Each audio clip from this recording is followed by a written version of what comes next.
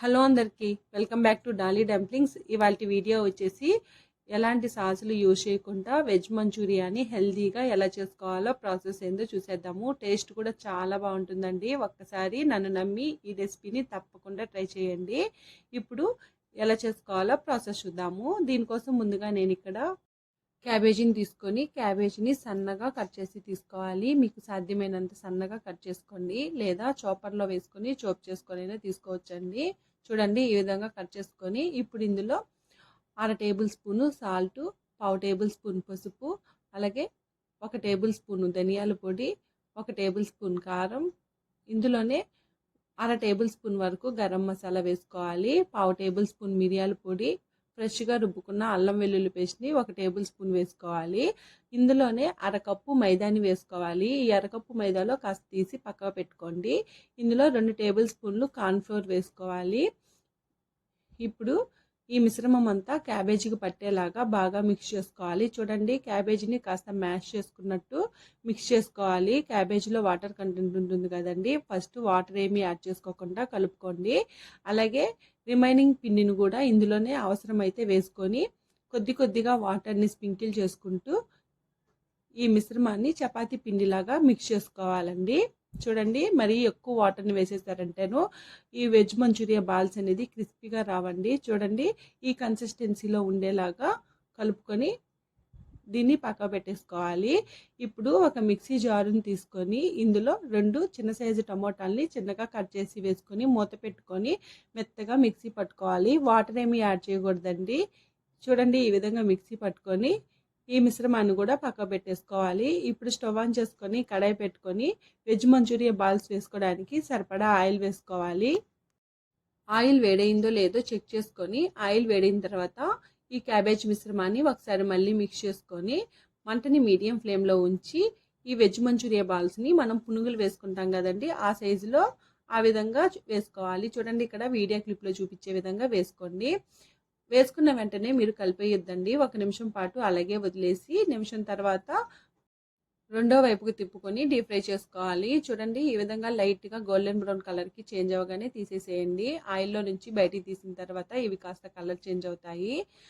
ఈ విధంగా రిమైనింగ్ పిండిని కూడా ఆయిల్లో వేసుకొని మంటని మీడియం ఫ్లేమ్లో ఉంచి డీప్ ఫ్రై చేసుకోవాలి. ఇప్పుడు ఇలా ఫ్రై చేసుకున్న వెజ్ మంచూరియా బాల్స్ని నేను ఇక్కడ వీడియో క్లిప్లో చూపించే విధంగా తుంచుకొని తీసుకోవాలి. ఇలా తుంచుకోవడం వల్ల మంచూరియాకి బాగా మసాలా పట్టి భలే స్పైసీగా చాలా బాగుంటుందండి. ఇలా అన్నీ తుంచుకొని పక్క పెట్టేసుకొని స్టవ్ ఆన్ చేసుకొని ఐరన్ కడాయిని పెట్టుకోవాలి. ఇందులోనే 2 టేబుల్ స్పూన్లు ఆయిల్ వేసుకోవాలండి. ఐరన్ కడాయి అయితే మాత్రం టేస్ట్ బాగుంటుంది. ఆయిల్ వేడిన తర్వాత ఇందులో ఒక 3 పచ్చిమిర్చిని సన్నగా కట్ చేసి వేసుకొని ఒక పెద్ద సైజు ఆనియన్ని చిన్న ముక్కలుగా కట్ చేసి వేసుకోవాలి. ఇందులోనే 2 రెమ్మలు కరివేపాకు వేసుకొని ఈ ఆనియన్స్ని మెత్తగా మగ్గే వరకు మధ్యలో కలుపుతూ వేయించుకోవాలి. ఇప్పుడు ఇందులో 1 టేబుల్ స్పూన్ అల్లం వెల్లుల్లి పేస్ట్ని వేసుకొని అల్లం వెల్లుల్లి పేస్ట్లోంచి పచ్చివాసన పోయే వరకు ఫ్రై చేసుకోవాలి. అలాగే ఈ ప్రాసెస్ అంతా మంటని హై ఫ్లేమ్లో పెట్టుకొని చేసుకోవాలండి. ఇప్పుడు ఇందులో ఒక 1/2 టేబుల్ స్పూన్ వరకు సాల్ట్ని వేసుకొని ఒకసారి బాగా మిక్స్ చేసుకోవాలి. ఇలా కలుపుకున్న తర్వాత మనం ముందుగా మిక్సీ పట్టి ఉంచుకున్న టమాటో ప్యూరీని వేసుకోవాలి. ఆ మిక్సీ జార్లోనే కొద్దిగా వాటర్ని యాడ్ చేసుకొని ఆ వాటర్ను కూడా వేసుకొని మంటని హై ఫ్లేమ్లో ఉంచి ఈ టమాటో ప్యూరీలో నుంచి ఆయిల్ సపరేట్ అయ్యే వరకు వేయించుకోవాలి.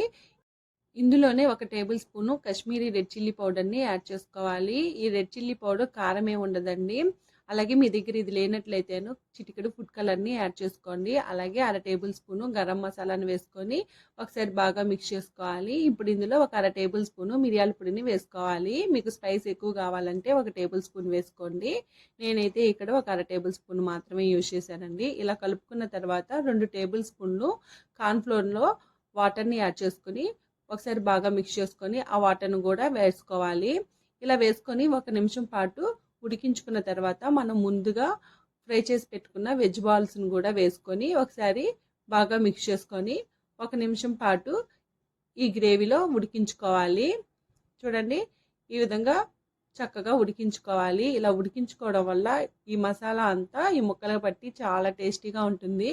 అలాగే సన్నగా కట్ చేసుకున్న కొత్తిమీరను కూడా స్ప్రింకిల్ వెజ్ మంచూరియా రెడీ అయిపోయింది. ఇది వేడిగా సర్వ్ చేసుకుంటే చాలా బాగుంటుందండి. దీన్ని ఆనియన్తో అలాగే లెమన్ని స్క్వీజ్ చేసుకొని తింటే టేస్ట్ అయితే అల్టిమేట్గా ఉంటుంది. మీరు కూడా ఈ రెసిపీని తప్పకుండా ట్రై చేయండి. అలాగే హెల్త్ కూడా చాలా మంచిదండి. మనం ఎలాంటి సాసులు యూజ్ చేయట్లేదు కాబట్టి. చూశారు కదా, మరిన్ని వీడియోస్ కోసం మన ఛానల్ని సబ్స్క్రైబ్ చేసుకోండి. ఈ రెసిపీ ట్రై చేసి మీకు ఎలా కుదిరిందో కామెంట్ చేసేయండి. Thank you for watching.